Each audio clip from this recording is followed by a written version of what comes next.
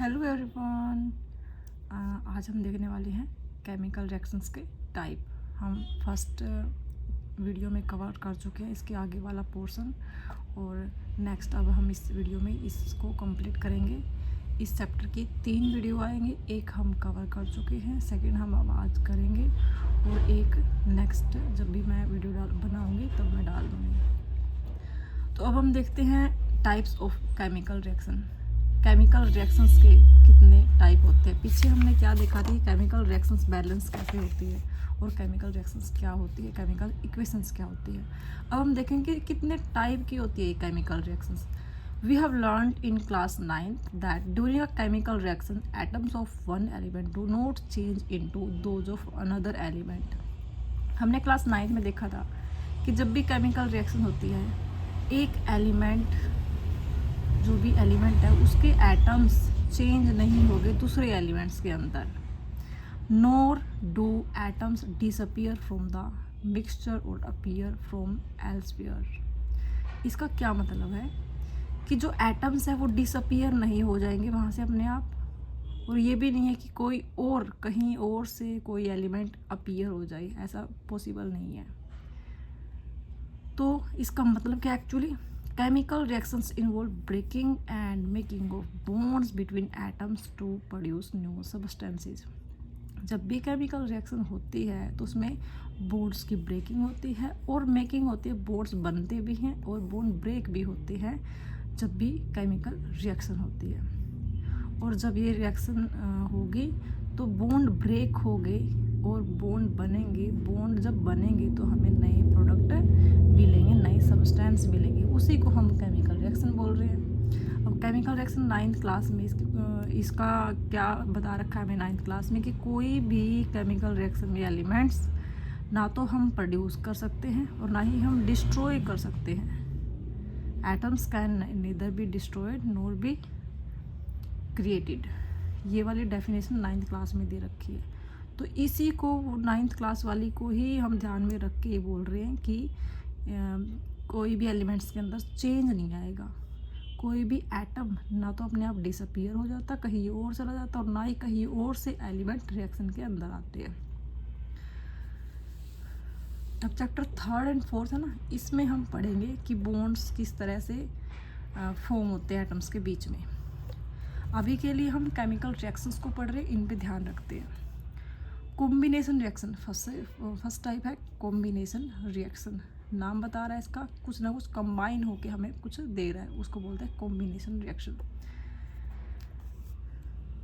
Activity 1.4 है, इसके through हम समझेंगे कि कॉम्बिनेशन रिएक्शन किस टाइप से टेक प्लेस करती है। Take a small amount of calcium oxide and quick lime. Calcium oxide और quick lime in a beaker. Beaker के अंदर अभी क्विक लाइम मतलब इसी का नेम है, कैल्शियम ऑक्साइड का केमिकल नेम है और क्विक लाइम है इसका कॉमन नेम। हमने बीकर के अंदर लिया इसको। Slowly add water to this, इसके अंदर पानी डालना है हमें। Touch the beaker as shown in the figure, हमें बीकर को टच करके देखना है कि ठंडा हुआ या गर्म हुआ beaker. Do you feel any change in the temperature, क्या आपको टेम्परेचर में कोई चेंज फील हो रहा है। देखो इसकी रिएक्शन क्या है, CaO quick lime, CaO quick lime है, प्लस में हमने इसमें डाला वाटर, हमें क्या देगा ये CaOH ट्वाइस और CaOH ट्वाइस प्लस में हीट मिलेगी हमें। अब देखो हमें क्या मिला, हीट मिली। बीकर को जब टच किया तो बीकर कैसा था, वार्म था, गर्म था। दो चीज़ें मिलके हमें एक चीज़ दे रही है, तो कौन सी रिएक्शन है ये, कॉम्बिनेशन रिएक्शन। इसीलिए हमने इसको कॉम्बिनेशन रिएक्शन बोला है, क्योंकि कॉम्बिनेशन रिएक्शन की डेफिनेशन क्या है कि जब भी 2 और 2 से ज़्यादा सब्सटेंस या रिएक्टेंट मिलते हैं और हमें एक प्रोडक्ट, सिंगल प्रोडक्ट देते हैं, तो उसको कॉम्बिनेशन रिएक्शन बोलते हैं। और जब हीट रिलीज होती है किसी भी रिएक्शन में, उसको हम एक्सोथर्मिक रिएक्शन बोलते हैं। एक्सोथर्मिक रिएक्शन बोलते हैं। ये कॉम्बिनेशन रिएक्शन भी है और एक्सोथर्मिक रिएक्शन भी है, क्योंकि इसमें हीट रिलीज हो रही है। Calcium oxide reacts vigorously with water to produce select lime, releasing a large amount of heat. CaOH की ट्वाइस इसका क्या नाम है, कैल्शियम हाइड्रोक्साइड, जो कि केमिकल नेम है, और जो इसका कॉमन नेम है वो क्या है, स्लेक्ड लाइम। ये याद रखना है आपको। Quick lime CaO, solid form में हमने वाटर इसके अंदर डाल दिया तो फिर हमें मिलेगा स्लेक्ड लाइम CaOH की ट्वाइस, जो कि एक्वस फॉर्म में है और प्लस में हीट, क्योंकि हमें लिक्विड फॉर्म में मिल रहा है ना, एक्वस फॉर्म में मिल रहा है, पानी के अंदर कैल्शियम ऑक्साइड है, तो ये हमें मतलब स्लेक्ड लाइम बनाएगा और एक्वस फॉर्म होगी ये, और हमें हीट रिलीज होती हुई दिखेगी इसमें, मतलब हमें फील होगा जब हम बीकर को टच करेंगे। In this reaction calcium oxide and water combine to form a single product calcium hydroxide. जब दो चीज़ें मिलकर एक प्रोडक्ट दे रही है हमें, such a reaction in which single product is formed from two or more reactant is known as combination reaction। वही बोल रही थी मैं कि जब दो या दो से ज़्यादा रिएक्टेंट मिलके एक सिंगल प्रोडक्ट दे रहे हैं, सिंगल प्रोडक्ट देंगे तो क्या बोलेंगे, कॉम्बिनेशन रिएक्शन का टाइप है। अब और बहुत सारे टाइप है कॉम्बिनेशन रिएक्शन के, जैसे बर्निंग ऑफ कोल है, कोयला बर्न होगा जब कार्बन सॉलिड फॉर्म में, जब O2 के साथ रिएक्शन करेगा CO2 गैस बनेगी। Formation of water from H2 and O2, जब हाइड्रोजन और ऑक्सीजन को मिलाएंगे गैसेस को तो हमें वाटर मिलेगा जो कि लिक्विड फॉर्म में है। तो ये भी कि कॉम्बिनेशन रिएक्शन, क्योंकि दो चीज़ें मिलके एक बना रही है, ये भी दो चीज़ें मिलके एक बना रही है, तो ये क्या है, कॉम्बिनेशन रिएक्शन के टाइप है। और भी आगे बहुत सारे टाइप है, लेकिन पहले हम इसको कवर करते हैं एक बार। जो हमने पढ़ा था कैल्शियम हाइड्रोक्साइड, उसका जो कैल्शियम ऑक्साइड और वाटर की रिएक्शन के बाद हमें मिला कैल्शियम हाइड्रोक्साइड। अब उसकी रिएक्शन देखें कि वो किस तरह से रिएक्ट करता है। A solution of slaked lime produced by the reaction 130, जो पीछे रिएक्शन है उसमें स्लेक्ट लाइम मिला हमें, is use for white washing. White washing के लिए यूज़ किया जाता है वॉल्स पे, पेंट करने के लिए, मतलब वाइट वॉशिंग के लिए यूज़ किया जाता है। Calcium hydroxide react slowly with carbon dioxide in the air. Calcium hydroxide है जो वो रिएक्ट करेगा कार्बन डाइऑक्साइड के साथ in the air to form a thin layer of, वो क्या बना लेगा रिएक्शन करके, कैल्शियम कार्बोनेट। दीवार पे क्या बन जाएगी, कैल्शियम कार्बोनेट की लेयर बन जाएगी।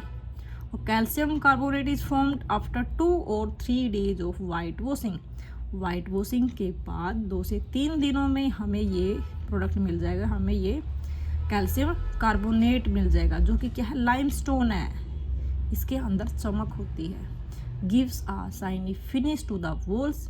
It is interesting to note that chemical formula for the marble is also CaCO3। जो मार्बल है, लाइमस्टोन है, या फिर हम कैल्शियम कार्बोनेट बोल सकते हैं, बस सबका फॉर्मूला सेम है, CaCO3। और हमें वाटर मिलेगा जो कि लिक्विड फॉर्म में है। आई होप आप लोगों को ये समझ आया होगा। ये बहुत इम्पोर्टेंट पैराग्राफ मान लो या फिर जो भी है, ये बॉक्स बहुत इम्पोर्टेंट है।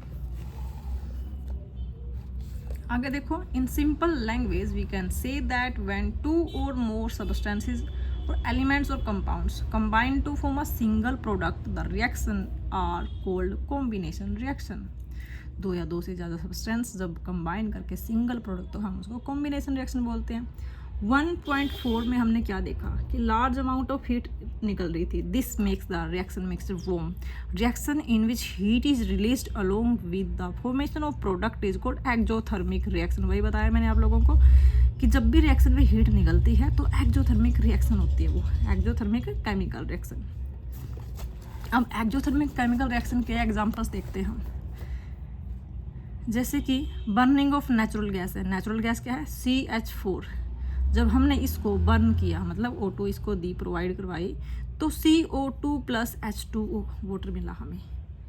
तो ये क्या है, एक्सोथर्मिक रिएक्शन है, इसमें हमें हीट मिलेगी जब इसको बर्न करेंगे। Do you know the respiration is an exothermic. क्या आपको पता है कि रेस्पिरेशन भी एक एक्सोथर्मिक रिएक्शन है।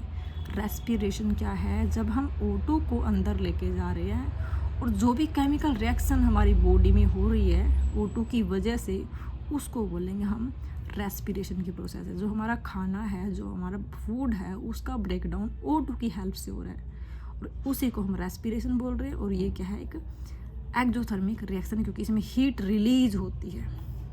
We all know that we need energy to stay live. हमें पता है कि जिंदा रहने के लिए हमें एनर्जी की जरूरत होती है। We get the energy from the food we eat, हमें फूड से एनर्जी मिलती है।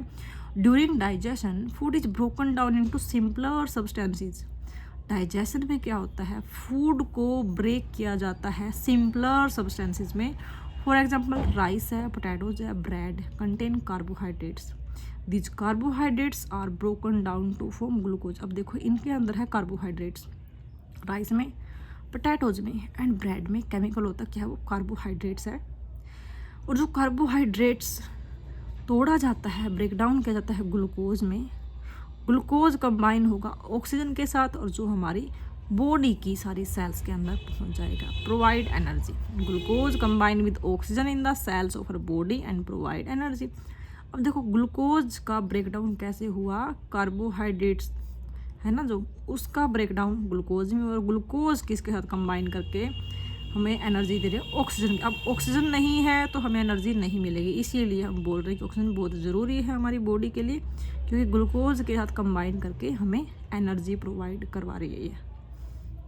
Special name of this reaction is respiration. इसी को हम रेस्पिरेशन बोल रहे हैं, जो रिएक्शन हो रही है ये ग्लूकोज की और ऑक्सीजन की। The process of which you will study in chapter 6। Chapter 6 में हम ये पढ़ेंगे, अभी थोड़ा देख रहे हैं हम क्योंकि हम रिएक्शंस की बात कर रहे हैं। ग्लूकोज का फॉर्मूला क्या है, C6H12O6। एक्वस फॉर्म में glucose and O2 aqueous form में ही मिलेगी हमें, क्योंकि ये बॉडी के अंदर है जो ये एक्वस फॉर्म में मिलती है। और ये एक्वस और एक्वस जब रिएक्शन करते हैं तो हमें CO2 एक्वस फॉर्म में ही मिलेगी और वाटर लिक्विड फॉर्म में, प्लस में एनर्जी हमें इसकी नीड है, एनर्जी मिल गई हमें। जो हमारा ये और ये एज अ वेस्ट प्रोडक्ट निकल जाते हैं, स्वेट के थ्रू या यूरिन के थ्रू निकल जाते हैं ये, और CO2 भी हमारे नसल कैविटी के थ्रू निकल जाती है लंग्स से। थर्ड पॉइंट क्या है, the decomposition of the vegetable matter into compost is also an example of exothermic reaction. जो वेजिटेबल मैटर है उसका डिकम्पोजिशन भी एक एक्जोथर्मिक रिएक्शन देता है। इसमें भी हमें हीट निकलती हुई फील होती है जब भी वेजिटेबल का मैटर डिकम्पोज होगा। Identify the type of reaction taking place in activity 1.1 where heat is given out along with the formation of a single product. आप लोग ये कमेंट बॉक्स में बताओगे मुझे कि जब एक्टिविटी 1.1 है वो एक एक्जोथर्मिक रिएक्शन है या एंडोथर्मिक है, मतलब हीट निकल रही है, हीट हम दे रहे हैं उसको। नेक्स्ट देखते हैं हम, नेक्स्ट है हमारी सेकंड डीकम्पोजिशन रिएक्शन। मतलब इसमें क्या होगा, नाम से ही पता लग रहा है, मोस्टली चीज़ तो हमें नाम से ही पता लग जाती है साइंस में। डीकम्पोजिशन मतलब कि डिकम्पोज हो रहा है, कुछ ना कुछ चीज़ डिकम्पोज हो रही है, टूट रही है, उसी को बोल रहे हैं डीकम्पोजिशन रिएक्शन। एक्टिविटी के थ्रू समझते हैं इसको भी हम। Take about 2 gram ferrous sulphate लेना हमें, फेरस सल्फेट के क्रिस्टल्स लेने हैं ड्राई बॉइलिंग ट्यूब के अंदर। अब हमें इसका कलर नोट करना है फेरस सल्फेट क्रिस्टल्स का, और हीट कर देंगे इसको हम over the flame a burner. अब क्रिस्टल्स का जो कलर है वो कैसा दिखेगा हमें हीट करने के बाद, देखो इस साइड में दिखा रखिए कि हमें इस तरह से हीट करना है और हमें इससे फेस को दूर रखना है, क्योंकि यहाँ से क्या निकल रही है, हीट निकल रही है, इस वजह से। इसकी रिएक्शन देखो क्या होगी। फेरस सल्फेट लिया हमने, फेरस सल्फेट को जब हीट करेंगे तो ferric oxide SO2 and SO3 gases निकलेगी। हम ग्रीन कलर का फेरस सल्फेट, ग्रीन कलर का फेरस सल्फेट था जो कि रेडिश ब्राउन कलर में चेंज हो गया, क्योंकि फॉर्मूले में डिफरेंस है इसलिए कलर में भी डिफरेंस होगा। FeSO4 रिएक्शन देख रहे हैं हम, FeSO4 जो कि सॉलिड फॉर्म में है, इसको हमने हीट किया।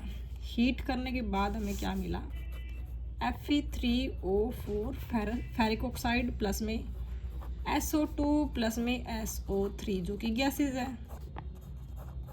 और ये क्या है, सॉलिड फॉर्म में है। Ferrous sulphate, ferric oxide and SO2 and SO3 gases. और कलर में डिफरेंस देखना हमें, ये हमने लिया था ग्रीन कलर का, फिर हमें ब्राउन कलर का मिला है, ये रेडिश ब्राउन, ये हमें मिला है रेडिश ब्राउन कलर का। तो ये जो कलर है ये बहुत इंपॉर्टेंट है, और कौन सी गैस निकल रही है ये भी जरूरी है इस रिएक्शन के अंदर। In this reaction you can observe that single reactant break down into to give simpler product। एक रिएक्टेंट है ब्रेक डाउन होके 2 से 3 हमें प्रोडक्ट दे रहे हैं, तो इसी को बोल रहे हैं डीकम्पोजिशन रिएक्शन। नाम से ही पता लग रहा है रिएक्शन में क्या हो रहा है। This is decomposition reaction ferrous sulphate FeSO4 into 7 times of H2O lose water when heated and color of the crystal changes। अब ये वाटर है ना, वाटर की वजह से ग्रीन कलर दिख रहा है। जब ये वाटर को लूज करेगा और ये बनाएगा फेरिक ऑक्साइड तो कलर चेंज हो जाएगा। हमें गैसेस कौन सी मिल रही है, sulphur dioxide and sulphur trioxide. Ferric oxide solid form में है और SO2 एंड SO3 क्या है, गैसेज है। Decomposition of calcium carbonate to calcium oxide, calcium carbonate से हमें कैल्शियम ऑक्साइड मिल रहा है,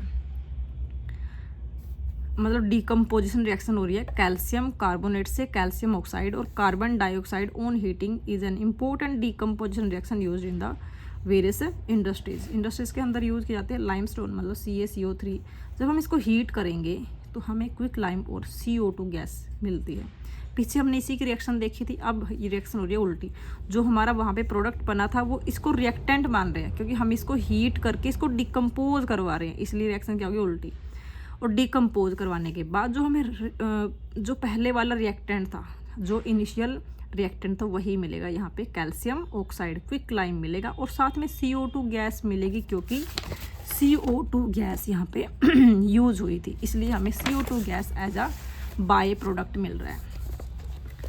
तो ये क्या है, ये भी एक डीकम्पोजिशन रिएक्शन है। अब डीकम्पोजिशन रिएक्शन किस वजह से हुई, हीट की वजह से हो, तो इसको बोल रहे हैं हम थर्मल डीकम्पोजिशन है। डीकम्पोजिशन रिएक्शन के 3 टाइप होते हैं कि वो किस तरह से टूट रही है। सॉरी, जो डीकम्पोजिशन रिएक्शन है, डीकम्पोजिशन रिएक्शन किस टाइप से टूटेगी, 3 टाइप से टूट सकती है डीकम्पोजिशन। मतलब डीकम्पोजिशन रिएक्शन 3 टाइप से हो सकती है। या तो हम इसको हीट दे दें, मतलब क्या है, थर्मल डीकम्पोजिशन, थर्मल डीकम्पोजिशन। या फिर हम इसको इलेक्ट्रिसिटी दे दें, इलेक्ट्रिकल डीकम्पोजिशन, इलेक्ट्रिकल डीकम्पोजिशन हो सकता है। या फिर फोटोलिटिक हो सकता है, लाइट के थ्रू, मतलब फोटोलिटिक डीकम्पोजिशन भी हो सकता है। इसकी एक एक हम रिएक्शन देख लेंगे तो हमें ये अच्छे से समझ आ जाएगा कि किस टाइप से हो रही है चीज़ें।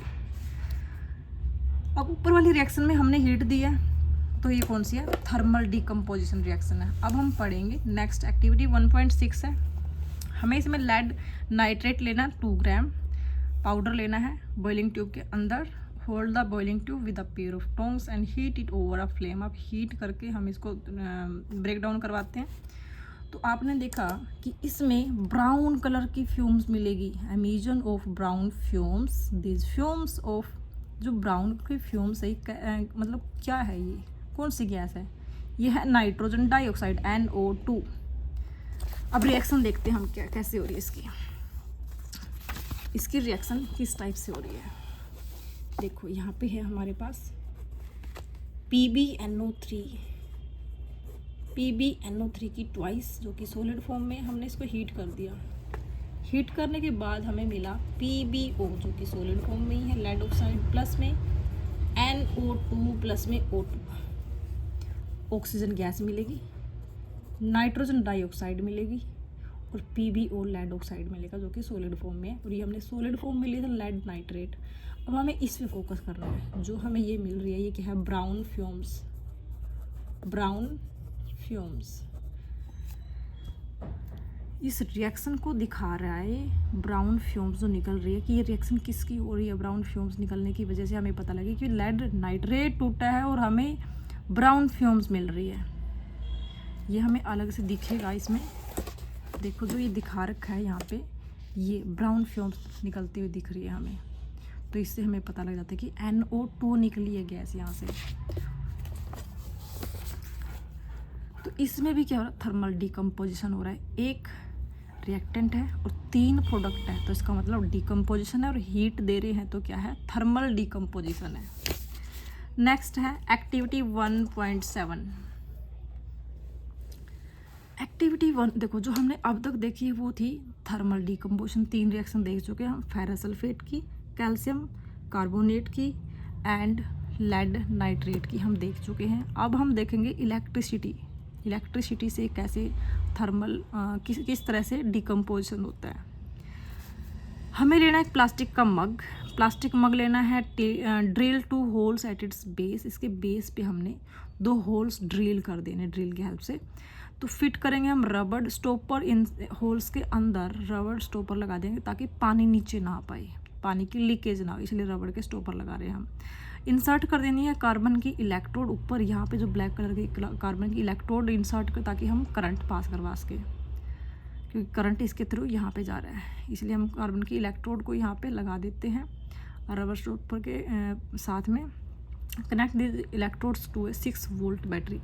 यहाँ पे हमने एक बैटरी लगा दी जो कि क्या है 6 वोल्ट की है, और इससे कनेक्ट कर दिया, जो कि कार्बन है, कार्बन की इलेक्ट्रोड है, इनसे कनेक्ट कर दी 6 वोल्ट की बैटरी।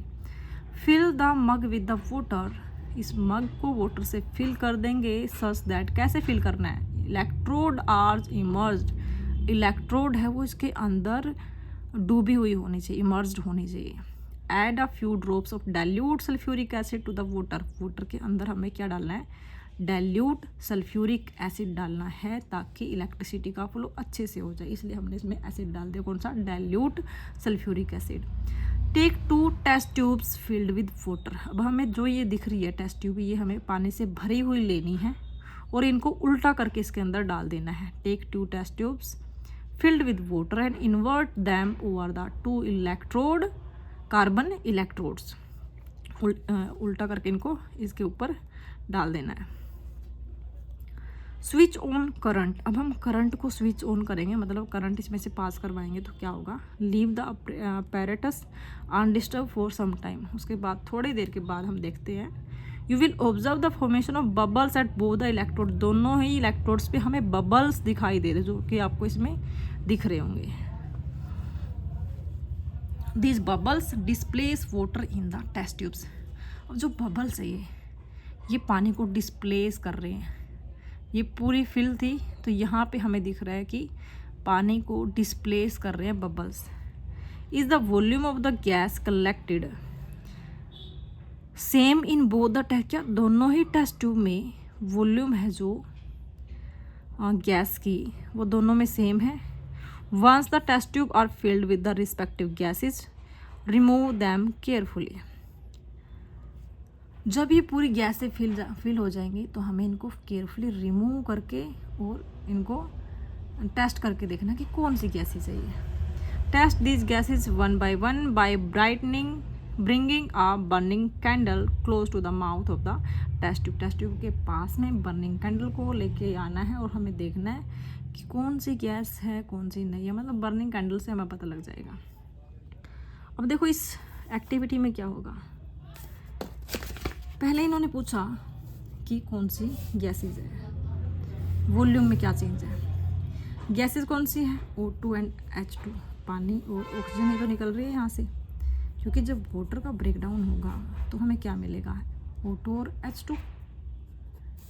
ठीक, अब जो वॉल्यूम है, किसकी वॉल्यूम ज़्यादा हो गई, वॉल्यूम किसकी ज़्यादा होगी निकलने वाली, या आप लोग कमेंट बॉक्स में मुझे बताओगे किसकी वॉल्यूम आपको ज़्यादा लग रही है। फिर मैं आपको इसका जो आंसर है वो पिन कर दूंगी कि किसकी वॉल्यूम ज़्यादा निकलेगी दोनों टेस्ट ट्यूब्स में, वॉल्यूम किसकी ज़्यादा, O2 की H2 की। नेक्स्ट क्वेश्चन है, बर्निंग कैंडल इसके पास लेके आना। बर्निंग कैंडल को इसके पास में क्यों लेके आ रहे हैं, इन टेस्ट ट्यूब के पास में क्यों लेके आ रहे हैं, क्योंकि जो ये O2 गैस है ये तो क्या है, बर्निंग में हेल्पफुल होती है। O2 गैस है वो हेल्प करती है बर्निंग में, ठीक है।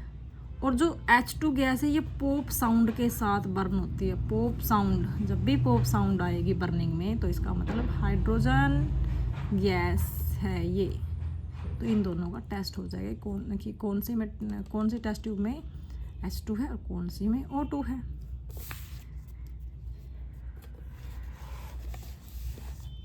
और एक चीज़ यहाँ पे जो ये वाली है ये नेगेटिव टर्मिनल है, ये हमने इससे जोड़ना है और ये पॉजिटिव टर्मिनल इससे जोड़ना है। तो यहाँ नेगेटिव टर्मिनल पे हमें, मतलब कैथोड बोल रहे हैं इसको, इस पे हाइड्रोजन गैस रिलीज होगी और पॉजिटिव टर्मिनल पे जो कि एनोड है उस पे हम देखेंगे कि ऑक्सीजन गैस रिलीज हो रही है।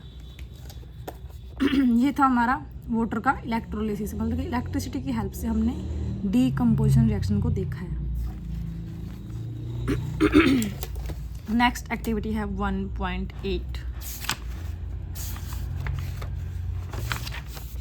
1.8 में क्या है, take about 2 gram silver chloride in a china dish. China dish में हमें सिल्वर क्लोराइड लेना जो कि वाइट कलर का है और 2 ग्राम लेना है। अब इसका कलर नोट कर लिया हमने कि वाइट कलर है। Place this china dish in the sunlight for some time.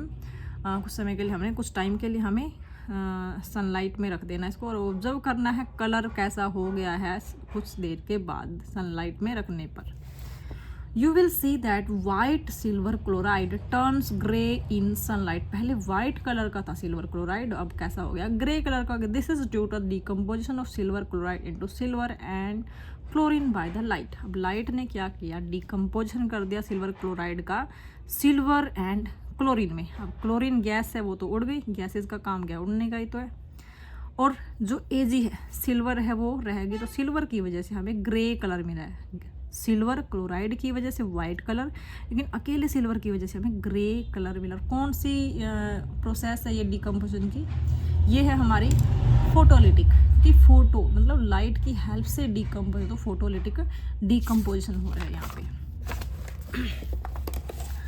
Silver bromide also behaves in the same way.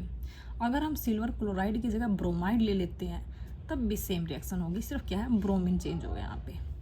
Above reaction are used in the black and white photography. Black and white photography में reactions का use होता है। What form of energy is causing this decomposition reaction.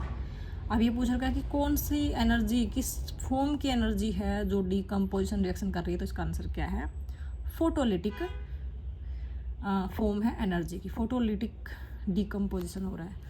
We have seen that decomposition reaction require energy either in the form of heat. हमने देखा कि जो decomposition reaction है उसको एनर्जी चाहिए, मतलब रिएक्शन को होने के लिए एनर्जी चाहिए है, और किसी फॉर्म में हो सकती है, वो हीट की फॉर्म में, लाइट की फॉर्म में, ये इलेक्ट्रिसिटी की फॉर्म में भी हो सकती है। ब्रेक डाउन के लिए रिएक्टेंट्स का reactions in which energy is absorbed is called endothermic reaction. अब इनमें सब में जितनी भी हमने तीनों ये देखी, हीट वाली, लाइट वाली और इलेक्ट्रिसिटी वाली, इनमें क्या है, हीट की रिक्वायरमेंट है, मतलब हीट को क्या कर रही है, एब्जॉर्ब कर रही है सारी की सारी रिएक्शन। तो कौन सी रिएक्शन है ये, एंडोथर्मिक रिएक्शंस है। डीकम्पोजिशन रिएक्शंस में हमने देखा ये वाले टाइप है, और जो ये सारे के सारे टाइप हैं ये किसके अंडर आ रहे हैं, ये आ रहे हैं एंडोथर्मिक में, एंडोथर्मिक रिएक्शन या प्रोसेस में आ रहे हैं ये, क्योंकि इनमें रिएक्शंस, इसमें हीट मतलब हीट देनी पड़ रही है इनमें, इसलिए क्या है, एब्जॉर्ब हो रही है ना हीट, इसलिए एंडोथर्मिक